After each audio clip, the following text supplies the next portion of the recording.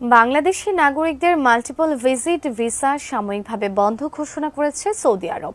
তবে এই তালিকায় আছে ভারত, পাকিস্তান সহ আরও 11টি দেশের নাম। কিন্তু কি কারণে এমন সিদ্ধান্ত সৌদি আরবের, বিস্তারিত জানাচ্ছেন আরিফ হাসান।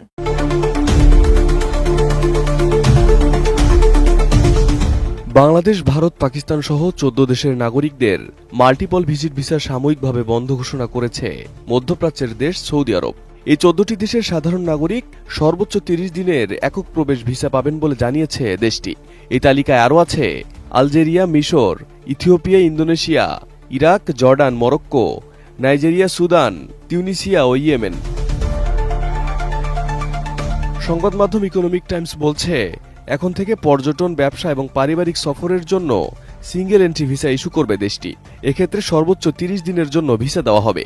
তবে হজ, ওমরা, কূটনৈতিক ও রেসিডেন্সি ভিসার নিয়ম অপরিবর্তিত রেখেছে দেশটি। তাছাড়া 1 বছরের দেওয়া মাল্টিপল এন্ট্রি ভিসাও অনির্দিষ্টকালের জন্য স্থগিত করেছে সৌদি আরব। সঠিক প্যাড আর সঠিক তথ্য দিয়ে এসব সামলে নিব এক হয়ে। Monalisa sanitary napkin.